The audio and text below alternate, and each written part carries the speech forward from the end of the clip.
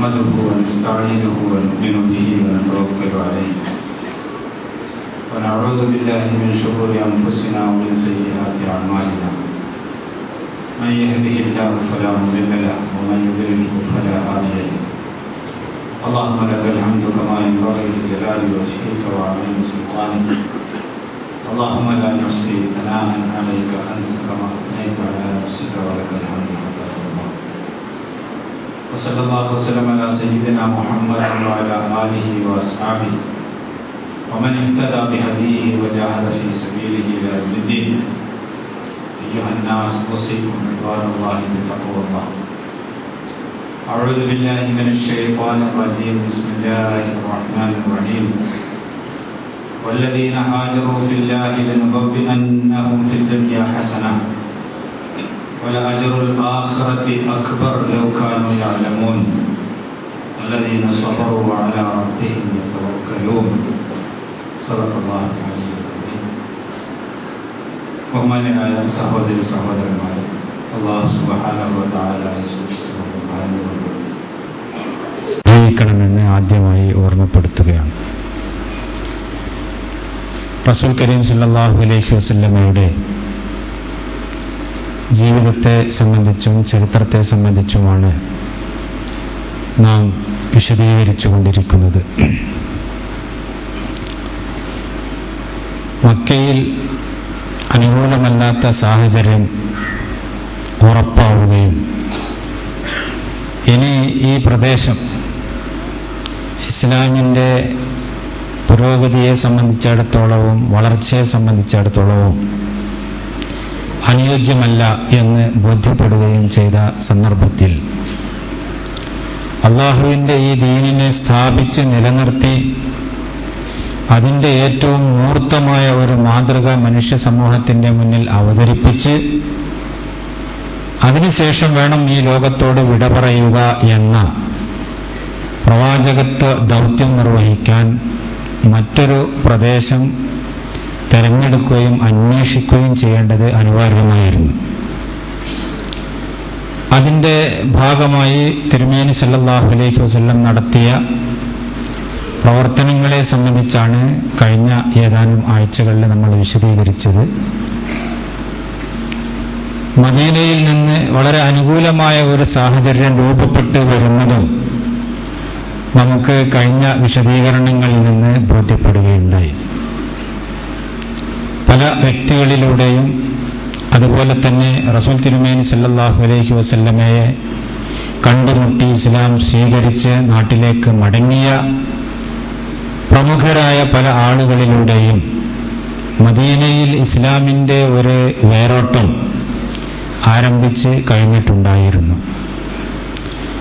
അതിനെ കൂടുതൽ ത്വരിതപ്പെടുത്തുന്നതിന് വേണ്ടിയാണ് റസൂൽ സല്ലല്ലാഹു അലൈഹി വസല്ലം തൻ്റെ സ്വന്തം പ്രതിനിധികളെ തന്നെ നേരത്തെ മദീനയിലേക്ക് നിയോഗിച്ചത് എന്നും നമ്മൾ മനസ്സിലാക്കി. മഹാനായ മുസ്അബ് ഇബ്നു ഉമൈറിനെ പോലെയുള്ള സഹാബി വര്യന്മാർ ആ ദൗത്യം വളരെ ഭംഗിയായി അവിടെ നിർവഹിച്ച് കൊണ്ടിരിക്കുകയായിരുന്നു. പക്ഷേ ഇതുവരെയും മക്കയിൽ നിന്നുള്ള മുസ്ലിമീങ്ങൾ മദീനയിലേക്ക് പലായനം ചെയ്യുകയോ റസൂൽ തിരുമേനി സല്ലല്ലാഹു അലൈഹി വസല്ലം അങ്ങോട്ട് പോകാൻ തീരുമാനിക്കുകയോ ചെയ്തിട്ടുണ്ടായിരുന്നില്ല. മക്കയിലെ അവസ്ഥ കൂടുതൽ സങ്കീർണമായി വരികയായിരുന്നു. പ്രത്യേകിച്ചും അവര് മദീനയിൽ ഒരു ഇസ്ലാമിന്റെ ഒരു പച്ചിപ്പ് കാണപ്പെടാൻ തുടങ്ങിയപ്പോൾ അത് വലിയ ഒരു ഭീഷണിയാണ് എന്ന് ഭയപ്പെടുകയും അങ്ങനെ അതിനെ എങ്ങനെ നുള്ളിക്കളയാം എന്ന് പ്ലാനിട്ട് ആലോചിച്ച് പരിപാടികൾ ആസൂത്രണം ചെയ്തുകൊണ്ടിരിക്കുകയും ചെയ്യുന്ന സമയമായിരുന്നു. അപ്പോൾ ഉള്ള വിശ്വാസികളെ കൂടുതൽ ദ്രോഹിക്കുക, കൂടുതൽ മർദ്ദിക്കുക, കൂടുതൽ പീഡിപ്പിക്കുക, അങ്ങനെ മുസ്ലിമീങ്ങൾക്ക് കൂടുതൽ പ്രതികൂലമായ സാഹചര്യങ്ങൾ സൃഷ്ടിക്കുക, ഇതിലാണ് മക്കക്കാർ കൂടുതൽ ശ്രദ്ധിച്ചത്. ഇത് മദീനയിലെ മുസ്ലിമീങ്ങളെ നൊമ്പരപ്പെടുത്തുകയുണ്ടായി. അവർക്ക് വലിയ മനപ്രയാസമുണ്ടായി. പ്രത്യേകിച്ചും ഞങ്ങൾ മദീനയിൽ താരതമ്യേന വലിയ കുഴപ്പമൊന്നുമില്ലാതെ ജീവിക്കുകയും ഇവിടെ വലിയ ഒരു എതിർപ്പോ അല്ലെങ്കിൽ വലിയ ഒരു പ്രയാസമോ ഒന്നും അനുഭവപ്പെടാതിരിക്കുകയും അള്ളാഹുവിന്റെ റസൂൽ മക്കയിൽ ഇങ്ങനെ പ്രയാസകരമായ ബുദ്ധിമുട്ടാർന്ന ഒരു സാഹചര്യത്തെ അഭിമുഖീകരിക്കുകയും ചെയ്യുന്നത് അവർക്ക് വലിയ വിഷമമുണ്ടാക്കിയ കാര്യമായിരുന്നു. അങ്ങനെയാണ് റസൂൽ തിരുമേനി സല്ലല്ലാഹു അലൈഹി വസല്ലമയെയും മുസ്ലിം സമൂഹത്തെയും മദീനയിലേക്ക് കൊണ്ടുവരുന്നതിനെ സംബന്ധിച്ചും അവരുടെ കേന്ദ്രം മദീനയിലേക്ക് മാറ്റുന്നതിനെ സംബന്ധിച്ചുമൊക്കെ അവർ ചിന്തിച്ചത്. ആ ചിന്തയുടെ ഭാഗമായി സ്വാഭാവികമായും തിരുമേനി സല്ലല്ലാഹു അലൈഹി വസല്ലമയുമായിട്ട് അവർ ബന്ധപ്പെടുകയും സംസാരിക്കുകയും ഇങ്ങനെയുള്ള നീക്കങ്ങളെ സംബന്ധിച്ചൊക്കെ അഭിപ്രായം തേടുകയും ചെയ്യുക സ്വാഭാവികമാണല്ലോ.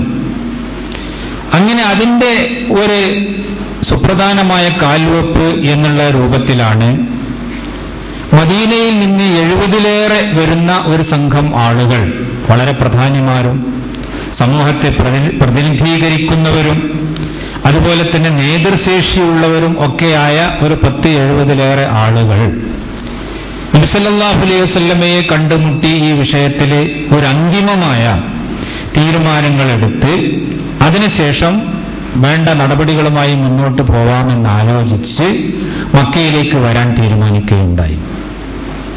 സ്വാഭാവികമായും അവർ അതിന് തെരഞ്ഞെടുത്ത സമയം ഹജ്ജ് കാലമാണ്.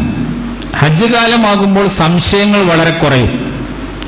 പല ആളുകളും പല പ്രദേശങ്ങളിൽ നിന്നും ഹജ്ജ് നിർവഹിക്കാൻ വേണ്ടി മക്കയിലേക്ക് വരികയും മക്കയിൽ തങ്ങുകയും കൂട്ടത്തിൽ കച്ചവടങ്ങളും അതുപോലെയുള്ള കാര്യങ്ങളുമൊക്കെ വളരെ വ്യാപകമായ തോതിൽ നടന്നുവരികയും ചെയ്തിരുന്നതിനാൽ അവർ ഈ വരുന്ന ആളുകളെ സംശയിക്കുവാനോ അല്ലെങ്കിൽ ആ രൂപത്തിലുള്ള എല്ലാ കാര്യങ്ങളും അവർക്ക് സൂക്ഷ്മമായിട്ട് ശ്രദ്ധിക്കുവാനോ സാധിക്കുമായിരുന്നില്ല. ഈ സാഹചര്യം ഉപയോഗപ്പെടുത്തുക എന്നുള്ളതായിരുന്നു മദീനയിൽ നിന്ന് വന്ന സംഘത്തിന്റെ ലക്ഷ്യം. അപ്പോൾ മദീനയിൽ നിന്ന് പല ആളുകളും ഹജ്ജിന് വേണ്ടി വരുന്നുണ്ട്, പല ആവശ്യങ്ങൾക്കും വരുന്നുണ്ട്. ആ കൂട്ടത്തിൽ വിശ്വാസികളെ പ്രതിനിധീകരിച്ചുകൊണ്ടാണ് 70-ഓളം ആളുകൾ, 70-ലേറെ ആളുകൾ മക്കയിലേക്ക് പുറപ്പെട്ടത്. റസൂൽ തിരുമേനി സല്ലല്ലാഹു അലൈഹി വസല്ലമയുമായി കൂടിക്കാണുന്നതിന് വേണ്ടി അവർ സമയവും ദിവസവുമൊക്കെ നിശ്ചയിച്ചിരുന്നു. ആ നിശ്ചയിച്ച സമയം ദുൽഹജ്ജ് മാസം 13-ന് പാതിരാത്രി, അർദ്ധരാത്രി നബി സല്ലല്ലാഹു അലൈഹി വസല്ലമയെ പോയി കാണുകയും നബിയുമായിട്ട് സംസാരിച്ച് തീരുമാനിക്കുകയും ചെയ്യുക എന്നുള്ളതായിരുന്നു അവരുടെ പ്ലാൻ. അപ്പോ ആ ദിവസവും ആ സമയവുമൊക്കെ തിരഞ്ഞെടുക്കുന്നതിൽ വളരെ അർത്ഥമുണ്ട്, അതുപോലെ തന്നെ വളരെ തന്ത്രവുമുണ്ട്. വളരെ ആസൂത്രിതമായി വളരെ ബുദ്ധിപൂർവകമായ നീക്കങ്ങളാണ് റസൂൽ തിരുമേനി സല്ലല്ലാഹു അലൈഹി വസല്ലമയിൽ നിന്നും ഈ വിശ്വാസി സമൂഹത്തിൽ നിന്നും നമുക്ക് കാണാൻ സാധിക്കുന്നത്. ദുൽഹജ്ജ് 13 ആകുമ്പോൾ ആളുകളൊക്കെ മക്കയിൽ നിന്ന് ഹജ്ജ് കഴിഞ്ഞ് പോവാനുള്ള മൂഡിലായിരിക്കും. ദുൽഹജ്ജ് 13 കൂടിയിട്ട് മിക്കവാറും ഹജ്ജിന്റെ കർമ്മങ്ങൾ അവസാനിക്കുമല്ലോ. അപ്പൊ ആ തിരക്കിലും ബഹളത്തിലും പിന്നെ അവിടെ നടക്കുന്ന കാര്യങ്ങൾ, ആര് എവിടൊക്കെ ഉണ്ട് എന്ന കാര്യങ്ങളുമൊക്കെ അത്ര കൂടുതൽ ശ്രദ്ധിക്കപ്പെടാതിരിക്കാൻ അത് ഒരു കാരണമാകും. അതേപോലെ തന്നെ രാത്രി സമയത്ത് എല്ലാവരും അവരവരുടെ ടെന്റുകളിൽ ഇങ്ങനെ ആ ഹജ്ജിന്റെയും അതുപോലെ യാത്രയുടെയും ഒക്കെ ക്ഷീണത്താൽ വിശ്രമിച്ചുകൊണ്ടിരിക്കുന്ന സമയമായിരിക്കും. അപ്പൊ ആ സമയത്തൊന്നും പുറത്തേക്ക് ആര് പോകുന്നു വരുന്നു എന്നതിനെ സംബന്ധിച്ചൊക്കെ കൂടുതൽ ശ്രദ്ധിക്കാൻ ആളുകൾക്ക് സാധിക്കുകയില്ല. ഓരോരുത്തരും ഹജ്ജ് കർമ്മത്തിൽ മുഴുകി അതിന്റെ ക്ഷീണവും അതിന്റെ യാത്രയും ഒക്കെ ആയിക്കൊണ്ട് ആ ഒരു സാഹചര്യവും ഉണ്ടാകും. അപ്പൊ ഇത് മനസ്സിലാക്കിയാണ് 73 പുരുഷന്മാരും 2 സ്ത്രീകളും അടങ്ങുന്ന ഈ സംഘം റസൂൽ തിരുമേനി സല്ലല്ലാഹു അലൈഹി വസല്ലമയെ ചെന്ന് കാണാൻ വേണ്ടി തീരുമാനിച്ച് തെരഞ്ഞെടുത്ത സമയം ഇതായിരുന്നു. അവർ ഓരോരുത്തരും കൂട്ടമായിട്ടല്ല പോകുന്നത്, ഒരാള് 2 ആള് ഈ രൂപത്തിലാണ്. ആരും അറിയാതെ അവരവരുടെ താമസ സ്ഥലത്ത് നിന്ന് രഹസ്യമായിട്ടാണ് അവര് പുറത്തു പോകുന്നത്. അങ്ങനെ റസൂൽ തിരുമേനി സല്ലല്ലാഹു അലൈഹി വസല്ലമയുമായിട്ട് അഖബയിൽ വെച്ചുകൊണ്ട് അവർ സന്ധിക്കുകയാണ് പാതിരാത്രിയിൽ. റസൂൽ തിരുമേനി സല്ലല്ലാഹു അലൈഹി വസല്ലമയുമായി കണ്ടുമുട്ടിയ ഈ കൂട്ടത്തിലും അതുപോലെ തന്നെ നബിയുമായി സംസാരിച്ച ഈ കൂട്ടത്തിലും 73 പുരുഷന്മാരും 2 സ്ത്രീകളും ആണുണ്ടായിരുന്നത് എന്ന് നമ്മൾ പ്രത്യേകം മനസ്സിലാക്കണം. വനിതകൾക്ക് ഇസ്ലാം നൽകുന്ന പ്രാധാന്യവും അവർക്ക് സമൂഹത്തിൽ ഉണ്ടാവേണ്ട സ്ഥാനത്തെ സംബന്ധിച്ചുള്ള ഒരു സൂചനയുമാണ് ഈ അംഗസംഖ്യയിൽ നമുക്ക് കണ്ടെത്താൻ സാധിക്കുന്നത്.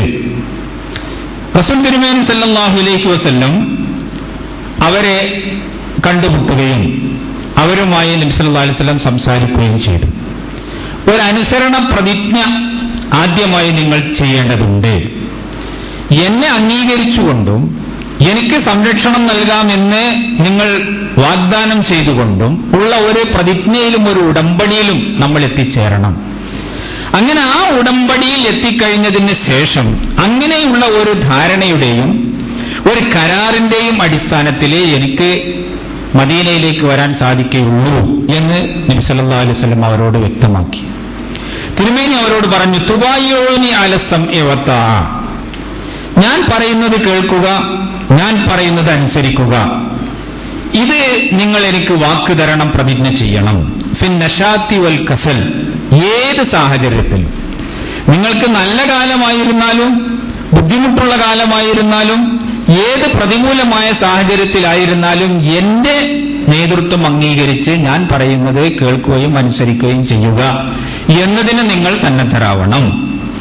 വൻ നഫഖത്തി ഫിൽ ഉസ്രി വൽ യുസ്ർ, നിങ്ങൾക്ക് സാമ്പത്തികമായി ശേഷി ഉണ്ടാവട്ടെ അല്ലെങ്കിൽ പ്രയാസമുണ്ടാവട്ടെ, ഏത് സാഹചര്യത്തിലും ഞാൻ നിങ്ങളോട് ചെലവഴിക്കാൻ പറയുമ്പോൾ അല്ലെങ്കിൽ അള്ളാഹുവിന്റെ ദീനിന്റെ മാർഗത്തിൽ ചെലവഴിക്കണം എന്നുള്ള ആവശ്യം വരുമ്പോൾ അതിന് നിങ്ങൾ തയ്യാറാവണം. വഅലൽ അംരി ബിൽ മഅറൂഫ് വന്നഹി അനിൽ മുൻകർ, നിങ്ങൾ നന്മ കൽപ്പിക്കുകയും തിന്മ വിലക്കുകയും ചെയ്യാൻ എന്നോടൊപ്പം ഉണ്ടായിരിക്കണം. നല്ലത് ആളുകളോട് കൽപ്പിക്കുക, നല്ല കാര്യങ്ങൾ ആളുകളെ ഉപദേശിക്കുക, ആളുകളെ നന്മയിലേക്ക് ക്ഷണിക്കുക. തിന്മ കാണുന്നത് തടയാൻ വേണ്ടി, അതിന്റെ ദൂഷ്യങ്ങൾ വിശദീകരിച്ചു കൊടുക്കാൻ വേണ്ടി, അങ്ങനെ ഞാൻ നിർവഹിക്കുന്ന ഈ പ്രവർത്തനത്തിൽ എന്നെ സഹായിക്കാൻ നിങ്ങൾ ഉണ്ടാവണം. വാൻ തഖൂലു ഫില്ലാഹി ലാ തഖാഫൂന ലൗമത ലായിം, നിങ്ങൾ അള്ളാഹുവിന്റെ വാക്കുകൾ പറയുകയും അള്ളാഹുവിന്റെ ദീനിന് വേണ്ടി നിലകൊള്ളുകയും അള്ളാഹുവിന്റെ മാർഗത്തിൽ ഉറച്ചു നിൽക്കുകയും ചെയ്യുക. ആരുടെയും ആക്ഷേപത്തെ ഭയക്കാതെ, ആര് എതിരാകുന്നതും ആര് എതിർക്കുന്നതും ആര് കളിയാക്കുന്നതും അതുപോലെ തന്നെ ആര് വിമർശിക്കുന്നതും ആര് പ്രതിഷേധിക്കുന്നതും ഒന്നും വകവെക്കാതെ നിങ്ങൾ അള്ളാഹുവിന്റെ വാക്കുകൾ പറയുകയും അവന്റെ ദീനിൽ അടിയുറച്ചു നിലകൊള്ളുകയും ചെയ്യുക. അലാ അൻ തൻസുറൂനനി ഫതംനഊനി ഇദാ ഖദിംതു അലൈക്കും മിമ്മാ തംനഊന മിൻഹു അൻഫുസകും വഅസ്വാജകും വഅബ്നാഅകും, നിങ്ങളുടെ ശരീരങ്ങളെ, നിങ്ങളുടെ കുടുംബങ്ങളെ, നിങ്ങളുടെ കുട്ടികളെ, നിങ്ങളുടെ ഭാര്യമാരെ എങ്ങനെ സംരക്ഷിക്കുന്നുവോ, എങ്ങനെ മറ്റുള്ളവരിൽ നിന്ന് നിങ്ങൾ രക്ഷപ്പെടുത്തുന്നുവോ, എങ്ങനെ സഹായിക്കുന്നുവോ, അതേ രീതിയിൽ എന്നെയും സഹായിക്കുമെന്നും എന്നെയും സംരക്ഷിക്കുമെന്നും എനിക്ക് വേണ്ടി പ്രതിരോധം പണിയും എന്നും നിങ്ങൾ വാക്ക് തരിക. ഇങ്ങനെ നിങ്ങൾ ചെയ്താൽ വലക്കുമുൽ ജന്ന, ഇതിന് പകരമായി, ഇതിന് പ്രതിഫലമായി കൊണ്ട് എനിക്ക് തരാനുള്ളത് അല്ലെങ്കിൽ വാഗ്ദാനം ചെയ്യാനുള്ളത് നിങ്ങൾ സ്വർഗത്തിന്റെ അവകാശികളായിരിക്കും എന്നുള്ളത് മാത്രമാണ്. ഭൗതികമായിട്ട് എന്തൊക്കെ നേട്ടങ്ങൾ ഉണ്ടാകും, ഇതൊന്നും തന്നെ ഞാൻ നിങ്ങൾക്ക് വാക്ക് തരുന്നില്ല. ഈ രൂപത്തിൽ എന്നോട് പറയുന്ന ഈ കരാറിൽ നിങ്ങൾ ഉറച്ചു നിന്നാൽ നിങ്ങൾക്ക് എനിക്ക് വാക്ക് തരാൻ സാധിക്കുന്നത് സ്വർഗം നിങ്ങൾക്കുണ്ട് എന്നുള്ളതാണ്. ഇത് സമ്മതിക്കാൻ, ഇത് അംഗീകരിക്കാൻ നിങ്ങൾ തയ്യാറാവണം. ഇതാണ് റസൂൽ തിരുമേനി സല്ലല്ലാഹു അലൈഹി വസല്ലം അവരുടെ മുന്നിൽ തന്റെ നിലപാട് വ്യക്തമാക്കിക്കൊണ്ട് പറഞ്ഞ കാര്യം. അപ്പോൾ ഈ സദസ്സിൽ നബി സല്ലല്ലാഹു അലൈഹി വസല്ലമയുടെ പിതൃവ്യനായ അബ്ബാസുണ്ട്. പല സംഗതികളും നമ്മൾ മനസ്സിലാക്കേണ്ടതുണ്ട്. അമുസ്ലിമീങ്ങളായ ആളുകൾ പല സന്ദർഭങ്ങളിലും ഈ ദീനിന് പ്രയോജനം ചെയ്തിട്ടുണ്ട്. ആ ആളുകളുടെ സംരക്ഷണത്തിലും സപ്പോർട്ട് കൊണ്ടും ഈ ദീന് പല നിരക്കും തന്നെ വലിയ വലിയ പ്രതിസന്ധികളെ തരണം ചെയ്തിട്ടുണ്ട്. എല്ലാ അമുസ്ലിമീങ്ങളെയും ശത്രുക്കളായി കാണുകയും അവരോട് വിരോധം വെച്ച് പുലർത്തുകയും ചെയ്യുന്ന ഒരു നിലപാട് ഇസ്ലാമിന്റെ നിലപാടല്ല. ഒന്നാം തീയതി മുതൽ തന്നെ റസൂൽ തിരുമേനി സല്ലല്ലാഹു അലൈഹി വസല്ലമക്ക് സപ്പോർട്ട് നൽകിയത് അബൂ താലിബാണ്. മുത്തഇം ബിൻ അദി എന്ന് പറയുന്ന ആ സഹോദരനാണ് റസൂൽ തിരുമേനി സല്ലല്ലാഹു അലൈഹി വസല്ലമക്ക് അഭയം നൽകിക്കൊണ്ട് തായിഫിൽ നിന്ന് തിരിച്ചു കൊണ്ടുവന്നത്. പിന്നീട് ഒരിക്കൽ റസൂൽ തിരുമേനി സല്ലല്ലാഹു അലൈഹി വസല്ലം മക്കം വിജയത്തിന്റെ അല്ലെങ്കിൽ യുദ്ധങ്ങളിൽ തടവുകാരായിട്ട് പല ആളുകളെയും പ്രഗത്ഭന്മാരെയും ഒക്കെ പിടികൂടിയപ്പോൾ പറയുകയുണ്ടായി, ഇവരുടെ കാര്യത്തിൽ മുത്തഇം ബിൻ അദി എങ്ങാനും എന്നോട് വന്ന് സംസാരിക്കുകയായിരുന്നുവെങ്കിൽ ഇവരൊക്കെ ഞാൻ വിട്ടുകൊടുക്കുമായിരുന്നു എന്ന്. അബ്ബാസ് എന്ന് പറയുന്ന റസൂൽ തിരുമേനി സല്ലല്ലാഹു അലൈഹി വസല്ലമയുടെ പിതൃവ്യൻ അമുസ്ലിമാണ്. പക്ഷേ റസൂൽ തിരുമേനി സല്ലല്ലാഹു അലൈഹി വസല്ലം വളരെ രഹസ്യമായി തന്റെ അനുയായികളോട് കരാറുണ്ടാക്കി നാട്ടിൽ നിന്നും തന്റെ അനുയായികളെയും തിരുമേനി സല്ലല്ലാഹു അലൈഹി വസല്ലം സ്വന്തത്തെയും ഒക്കെ മദീനയിലേക്ക് കൊണ്ടുപോകാൻ ഉദ്ദേശിക്കുന്ന ആ സംഭവത്തിൽ അതിന് സാക്ഷിയാകുന്നതും അതിന് തിരുമേനിയുടെ ഭാഗത്ത് നിന്ന് അവരോട് സംസാരിക്കുന്നതും അബ്ബാസാണ്. ഇത് നമ്മൾ മനസ്സിലാക്കേണ്ട കാര്യമാണ്. അബ്ബാസ് അന്ന് മുസ്ലിം അല്ല. മാത്രമല്ല പിന്നീട് റസൂൽ തിരുമേനി സല്ലല്ലാഹു അലൈഹി വസല്ലം ഹിജ്റ പോകുമ്പോൾ ശത്രുക്കൾ നബിയെ കൊല്ലാൻ വേണ്ടിയിട്ട് വലിയ വലിയ ഇനാമൊക്കെ പ്രഖ്യാപിച്ചുകൊണ്ട് നബി സല്ലല്ലാഹു അലൈഹി വസല്ലമയെ സംബന്ധിച്ച് അന്വേഷണം നടത്തിക്കൊണ്ടിരിക്കുമ്പോൾ ഉറൈഖത്ത് എന്ന് പറയുന്ന അമുസ്ലിമിനെയാണ് റസൂൽ തിരുമേനി സല്ലല്ലാഹു അലൈഹി വസല്ലം രഹസ്യമായി കൂട്ടി തന്റെ വഴികാട്ടിയായിക്കൊണ്ട് സ്വീകരിക്കുന്നത്. അദ്ദേഹം അമുസ്ലിമാണ്. പക്ഷെ അദ്ദേഹത്തിൽ വിശ്വാസം അർപ്പിച്ചുകൊണ്ട് ഞാൻ ഇവിടെ നിന്ന് കാണാതെയാകും, 3-ാമത്തെ ദിവസം നീ ഇന്ന സ്ഥലത്ത് എത്തണം, അവിടെ നിന്ന് എനിക്ക് മദീനയിലേക്ക് വഴി കാണിച്ചു തരണം എന്നുള്ള രൂപത്തിൽ അതിന് ചട്ടം കെട്ടുന്നതും ഒരു അമുസ്ലിമിനെയാണ്. അപ്പോ തീർച്ചയായും പ്രവാചകൻ തിരുമേനി സല്ലല്ലാഹു അലൈഹി വസല്ലം പറഞ്ഞതുപോലെ അമുസ്ലിമീങ്ങളായ ആളുകളെ കൊണ്ട്, വിശ്വാസികളല്ലാത്ത ആളുകളെ കൊണ്ട് ഈ ദീനിനെ അല്ലാഹു സുബ്ഹാനഹു വ തആല ചില സന്ദർഭങ്ങളിൽ പിന്തുണക്കുകയും സഹായിക്കുകയും ചെയ്യും. ഏതായിരുന്നാലും അബൂ താലിബ് ഈ സന്ദർഭത്തിൽ അബ്ബാസ് നബി സല്ലല്ലാഹു അലൈഹി വസല്ലമയുടെ കൂടെ ഉണ്ടായിരുന്നു. അദ്ദേഹം അവരോട് പറഞ്ഞു, വളരെ ഭാരിച്ച ഒരു ഉത്തരവാദിത്വത്തിനാണ് നിങ്ങൾ തയ്യാറായി വന്നിട്ടുള്ളത്. മുഹമ്മദ് ഞങ്ങളുടെ കൂട്ടത്തിൽ പ്രയാസങ്ങളും ബുദ്ധിമുട്ടുകളൊക്കെ ഉണ്ട് എങ്കിലും ഞങ്ങളൊക്കെ ഇവിടെ മുഹമ്മദിന്റെ സപ്പോർട്ടായിക്കൊണ്ട് മക്കയിലുണ്ട്. ഞങ്ങളുടെ കുടുംബമാണ്, ഞങ്ങളുടെ സംരക്ഷണത്തിലാണ്. ഞങ്ങളുടെ ജീവൻ അർപ്പിച്ചുകൊണ്ടും മുഹമ്മദിന്റെ സംരക്ഷണം നൽകും. പല പ്രയാസങ്ങളും ഇവിടെ ഉണ്ട്, നിങ്ങൾ കൊണ്ടുപോകുന്നതൊക്കെ ശരി, പക്ഷേ തീർത്തും അദ്ദേഹത്തിന് സംരക്ഷണം നൽകാനും നേരത്തെ നിങ്ങളോട് മുഹമ്മദ് സംസാരിച്ചതുപോലെ ആ രീതിയിലുള്ള ഒരു ഉറപ്പും കാര്യവും കരാറുമൊക്കെ നിങ്ങളുടെ ഭാഗത്തുനിന്ന് ഉണ്ടാവണം എന്ന് അബ്ബാസ് റളിയല്ലാഹു അൻഹു സംസാരിക്കുകയുണ്ടായി. നേരത്തെ നമ്മൾ പരിചയപ്പെട്ട ഒരു വ്യക്തിയാണ് അസ്അദ് ഇബ്നു സുറാറ എന്ന് പറയുന്ന വ്യക്തി.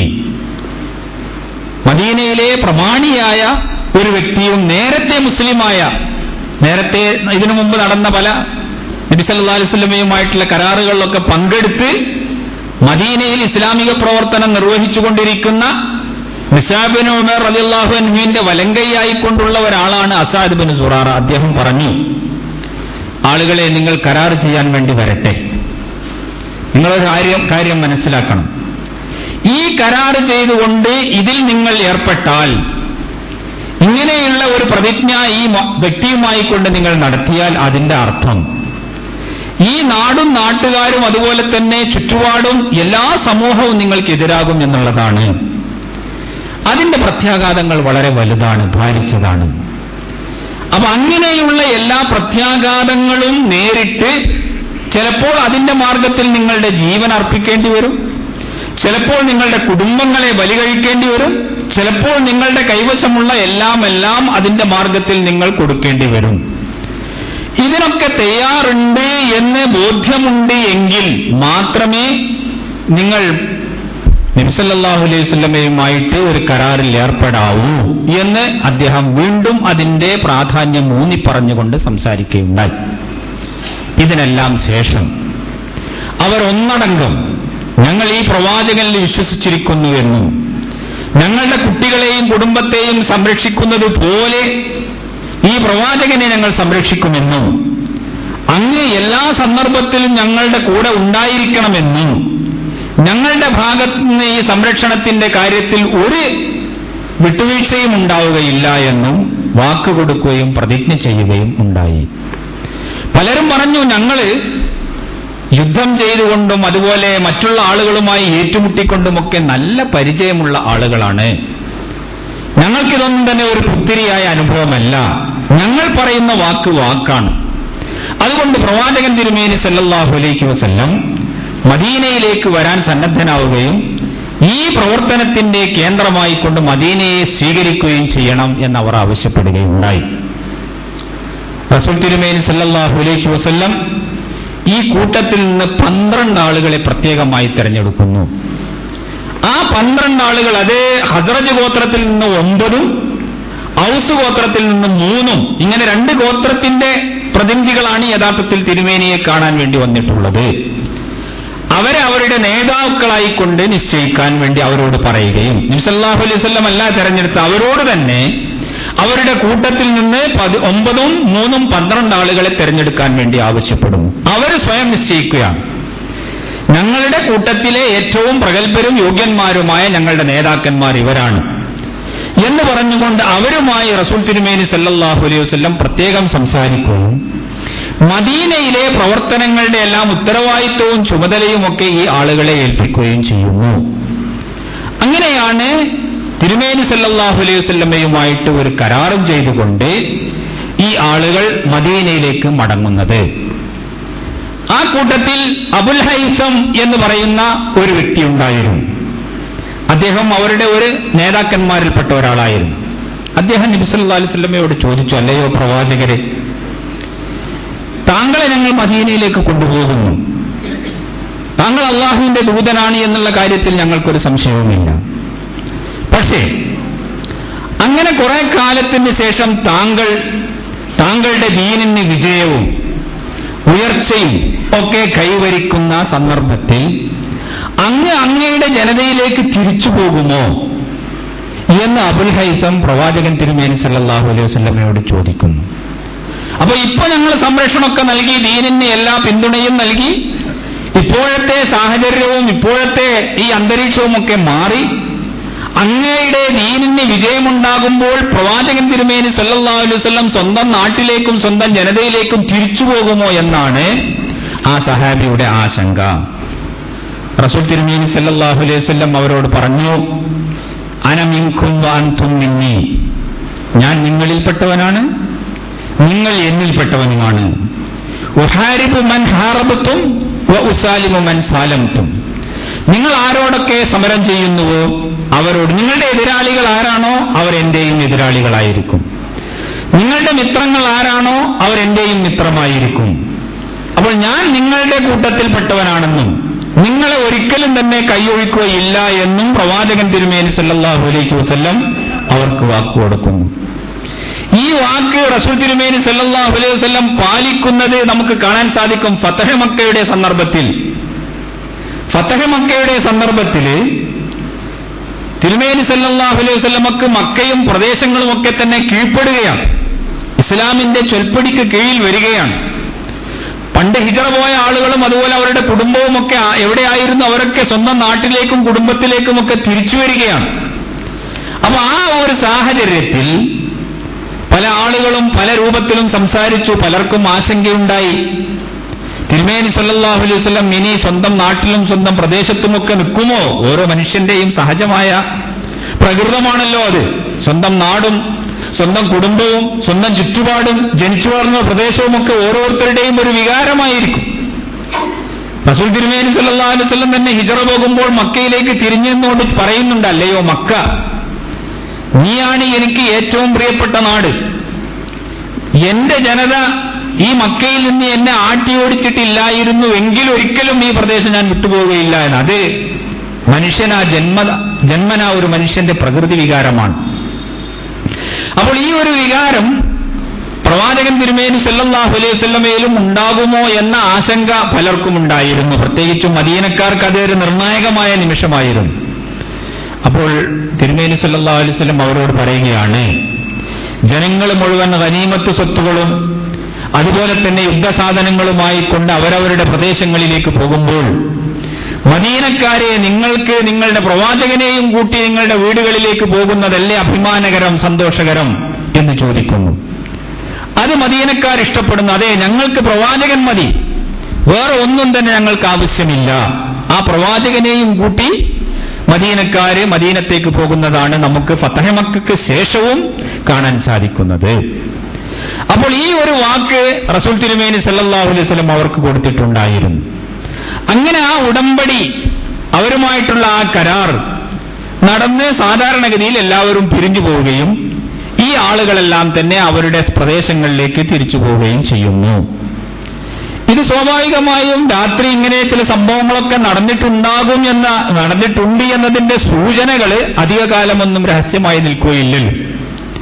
അപ്പൊ അത് സ്വാഭാവികമായും ഖുറൈശികളിലേക്കും തന്നെ പരക്കുവാനും അവരും അതിനെ സംബന്ധിച്ചൊക്കെ അറിയുവാനും ഇടയാവുകയുണ്ടായി. അതോടുകൂടി അവരുടെ ശത്രുത വർദ്ധിക്കുകയും റസൂൽ തിരുമേനി സല്ലല്ലാഹു അലൈഹി വസല്ലമയോടും മുസ്ലിമീങ്ങളോടുമൊക്കെയുള്ള വിദ്വേഷം കൂടുതൽ ശക്തിപ്പെടുകയും ചെയ്യുന്നതാണ് നമുക്ക് കാണാൻ സാധിക്കുന്നത്. അവർ മദീനയിലും ചില നീക്കങ്ങളൊക്കെ നടത്തി അവിടത്തെ അന്തരീക്ഷത്തെയും കൂടുതൽ മുസ്ലിമീങ്ങൾക്ക് പ്രതികൂലമാക്കാനുള്ള ചില ശ്രമങ്ങൾ നടത്തിക്കൊണ്ടിരിക്കുന്നുണ്ട്. പക്ഷെ ഇതിനുശേഷം പ്രവാചകൻ തിരുമേനി സല്ലല്ലാഹു അലൈഹി വസല്ലം മുസ്ലിം സമൂഹത്തോട് അവരോട് പറയുകയാണ്, അവർക്ക് അറിയിപ്പ് കൊടുക്കുകയാണ്, നിങ്ങളുടെ സഹോദരന്മാർ മദീനയിൽ വളരെ അനുകൂലമായ ഒരു സാഹചര്യത്തിലും ഒരു നയത്തിലും നിലപാടിലുമാണ് ഉള്ളത്. അപ്പൊ അതുകൊണ്ട് ഇനി വിശ്വാസികളുടെ ഈ സമൂഹം മദീനയിലേക്ക് എത്താൻ വേണ്ടിയിട്ട് ശ്രമിക്കണം.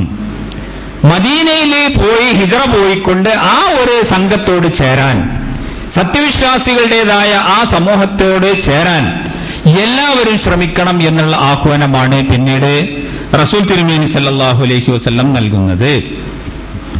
അങ്ങനെ ഹിജ്റ പോവാനുള്ള ഈ നിർദ്ദേശം ലഭിച്ചപ്പോൾ ഹിജ്റ പോവുക എന്നുള്ളത് അത്ര എളുപ്പമുള്ള കാര്യമൊന്നുമില്ല. കാരണം ഇവിടെ നിന്ന് അങ്ങനെ സുഗമമായിക്കൊണ്ട് ആർക്കും തന്നെ പോവാൻ സാധ്യമല്ല. ഇവരത് തടയാനുള്ള എല്ലാ ശ്രമവും നടത്തിക്കൊണ്ടിരിക്കുന്നുണ്ട്. അങ്ങനെ ആ രൂപത്തില് മറ്റുള്ളവരെ അറിയിക്കാതെയും അവരുടെ കണ്ണുവെട്ടിച്ചുകൊണ്ടും പല തന്ത്രങ്ങൾ പ്രയോഗിച്ചുകൊണ്ടുമൊക്കെ ഇങ്ങനെ ഒറ്റയും തറ്റയുമായിക്കൊണ്ടാണ് മദീനയിലേക്ക് സത്യവിശ്വാസികൾ ഹിജ്റ പോയിക്കൊണ്ടിരിക്കുന്നത്. വരുന്ന ആളുകളെയൊക്കെ അവിടെ എങ്ങനെ ചെയ്യണം, എന്ത് ചെയ്യണം, ഏത് രൂപത്തിലാണ് അവരെ കൂടുതൽ താമസിപ്പിക്കേണ്ടത്, ഇതിനുള്ള കാര്യങ്ങളും സംവിധാനങ്ങളും ഒക്കെ മദീനയിൽ നടന്നുകൊണ്ടിരിക്കുകയും ചെയ്യുന്നു. ഏറ്റവും ഒന്നാമതായി പ്രവാചകൻ തിരുമേനി സല്ലല്ലാഹു അലൈഹി വസല്ലമയുടെ ആഹ്വാനം കേട്ട് മദീനയിലേക്ക് ഹിജ്റ പോയത് ബനൂ സലമ എന്ന് പറയുന്ന അബൂ സലമ എന്ന് പറയുന്ന സഹാബിയായിരുന്നു. ഈ അബൂ സലമയെ സംബന്ധിച്ചിടത്തോളം ഇസ്ലാമിക ചരിത്രത്തിൽ പ്രത്യേകമായിട്ട് ശ്രദ്ധിക്കപ്പെടേണ്ട ഒരു വ്യക്തിയാണ് അദ്ദേഹം. അബൂ സലമയും അദ്ദേഹത്തിന്റെ ഭാര്യ ലൈലയും അതുപോലെ തന്നെ അദ്ദേഹത്തിന്റെ കുട്ടി സലമയും, ഇവർ 3 പേരും കൂടിയാണ് ഹിജ്റ പോവാൻ വേണ്ടിയിട്ട് തയ്യാറായത്. ഭാര്യയും ഭർത്താവും കുട്ടിയും കൂടി മദീനയിലേക്ക് പോവാനാണ് തീരുമാനിച്ചത്. അങ്ങനെ അവർ പോകാൻ വേണ്ടി പുറപ്പെട്ടപ്പോൾ ഇവർ മദീനയിലേക്ക് പോകുന്നു എന്നുള്ള വിവരം മറ്റുള്ളവർ അറിയാനിടയാവുകയുണ്ടായി.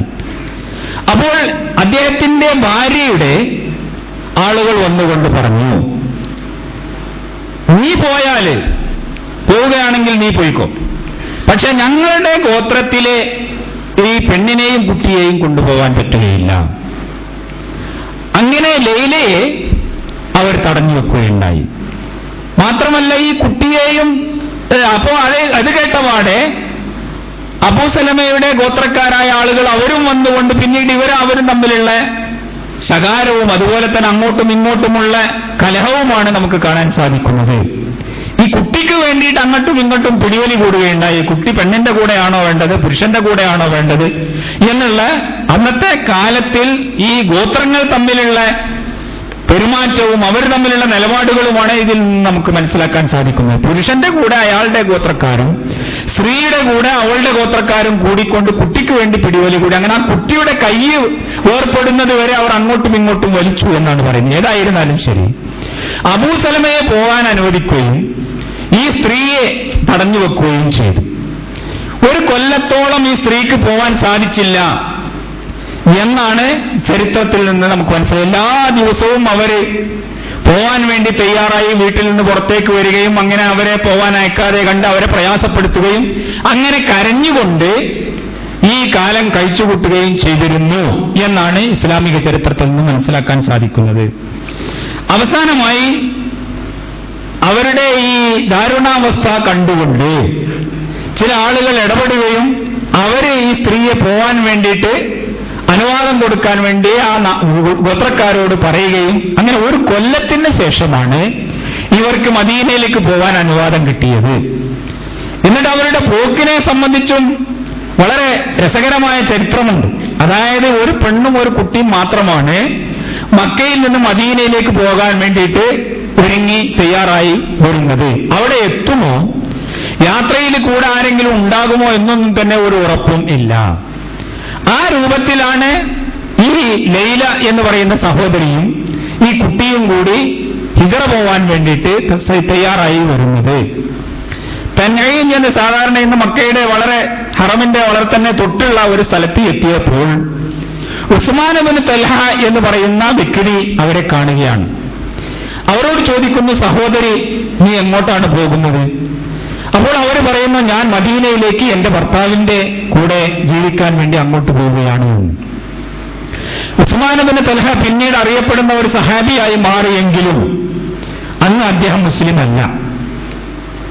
ഉസ്മാൻ ഇബ്നു തൽഹക്ക് ഈ ഒറ്റയായ ഒരു സ്ത്രീ ആരുമോരുമില്ലാതെ മദീനയിലേക്ക് പോകുന്നത് എങ്ങനെയാണ് സാധ്യമാവുക എന്ന് അത്ഭുതം തോന്നുകയും അദ്ദേഹം ഇവരുടെ കൂടെ യാത്ര പോവാൻ വേണ്ടി തീരുമാനിക്കുകയും ചെയ്യുന്നു. അമുസ്ലിമായ ഉസ്മാൻ ഇബ്നു തൽഹ, അദ്ദേഹം മുസ്ലിമായിട്ടില്ല ആ കാലത്ത്, അദ്ദേഹം ഈ സ്ത്രീയോടൊപ്പം ഇവരെ മദീനയിൽ കൊണ്ടാക്കാൻ വേണ്ടി ദീർഘമായ യാത്ര ഒപ്പം പോകാൻ വേണ്ടി തീരുമാനിക്കുന്നു. ഉസ്മാൻ ഇബ്നു തൽഹയെ സംബന്ധിച്ച് ഈ സ്ത്രീ പിന്നീട് ലൈല എന്ന് പറയുന്ന ഉമ്മു സലമ പിന്നീട് പറയുന്നുണ്ട്, ഇത്ര മാന്യമായി പെരുമാറുന്ന, ഇത്ര ആഭിജാത്യമുള്ള അന്തസ്സുള്ള ഒരു പുരുഷനെ ഞാൻ വേറെ കണ്ടിട്ടില്ല. അദ്ദേഹം യാത്രയാവാൻ വേണ്ടി പുറപ്പെട്ടാൽ മൃഗത്തെയും കൊണ്ടുവന്ന് എന്റെ അടുത്ത് നിർത്തും. അങ്ങനെ ഞാൻ അതിന്റെ പുറത്ത് കയറും. പിന്നീട് അദ്ദേഹത്തിന്റെ സഹയാത്രികനായിക്കൊണ്ട് കൂടെ ഉണ്ടാകും. രാത്രിയായി എവിടെങ്കിലും വിശ്രമിക്കാനുള്ള സമയമാകുമ്പോൾ അതിന് പറ്റിയ ഒരിടം എനിക്ക് കാണിച്ചു തന്നുകൊണ്ട് അദ്ദേഹം വേറെ ഒരു സ്ഥലത്തേക്ക് മാറിപ്പോകും.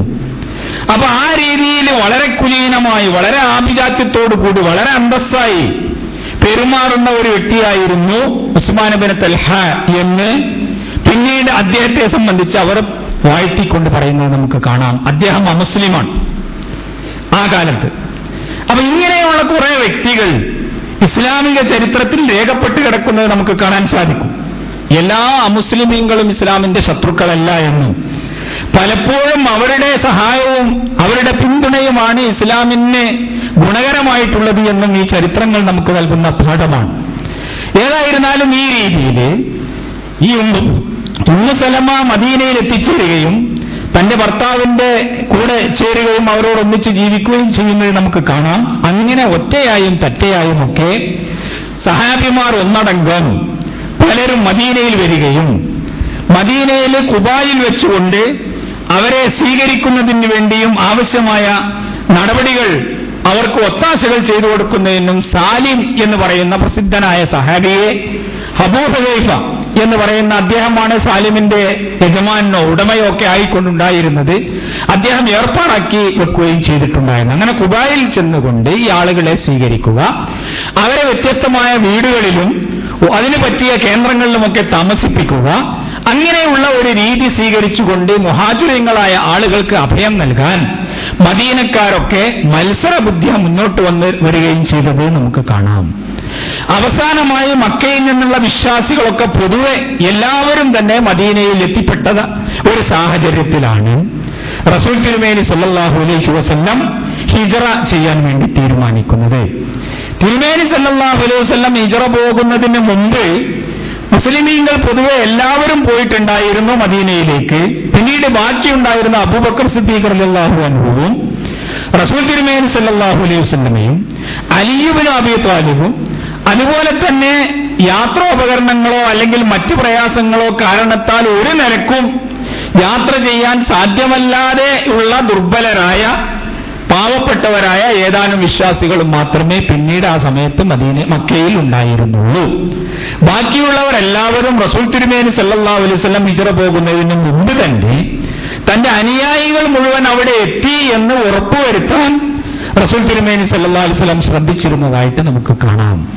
ഇങ്ങനെയുള്ള സാഹചര്യത്തിലാണ് അവരെ വാഴ്ത്തിക്കൊണ്ടും അതുപോലെ തന്നെ അവരുടെ സ്വീകരണത്തെ പ്രശംസിച്ചുകൊണ്ടും മദീനക്കാരുടെ നിലപാടിനെയൊക്കെ പ്രത്യേകമായി എടുത്തു പറഞ്ഞുകൊണ്ടും അല്ലാഹു സുബ്ഹാനഹു വ തആല പരിശുദ്ധ ഖുർആനിൽ ചില ആയത്തുകൾ അവതരിപ്പിക്കുന്നത്.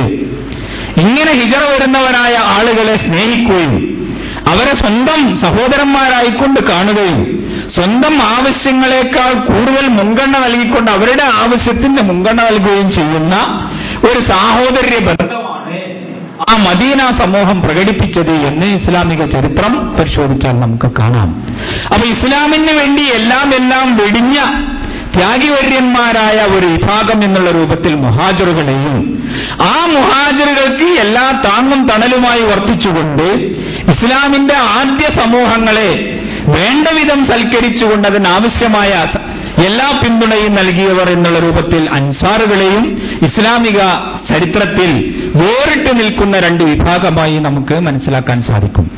റസൂൽ തിരുമേനി സല്ലല്ലാഹു അലൈഹി വസല്ലമയുമായി ആദ്യമേ കരാർ ചെയ്ത നേരത്തെ പറഞ്ഞ 72ഓളം ആളുകളുണ്ടല്ലോ.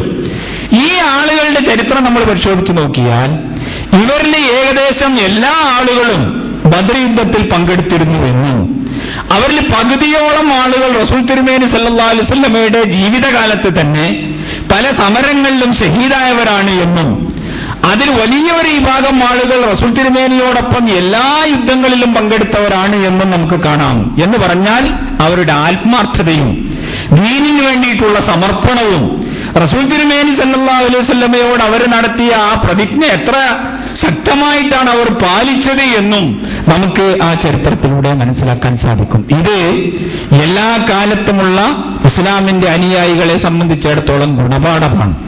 അവരുടെ ജീവിതത്തിന്റെ മാതൃകയാണ്. അവരുടെ ഈമാനിന് തെളിച്ചമാണ്. അവർ എങ്ങനെയാണ് ഇസ്ലാമിനെ പുൽകേണ്ടത് എന്നും ഏത് രൂപത്തിലാണ് ഇസ്ലാമിന്റെ അനുയായികളായി ജീവിക്കേണ്ടത് എന്നതിനുമുള്ള മനോഹരമായ ഒരു മാതൃകയാണ്. ഇത് ഉൾക്കൊണ്ടുകൊണ്ട് ജീവിക്കുവാനും അള്ളാഹുവിന്റെ മാർഗത്തിൽ അടിയുറച്ച് നിലക്കൊള്ളുവാനും റബ്ബ് സുബ്ഹാനഹു വ തആല നമ്മെ എല്ലാം തുണക്കുമാറാകട്ടെ.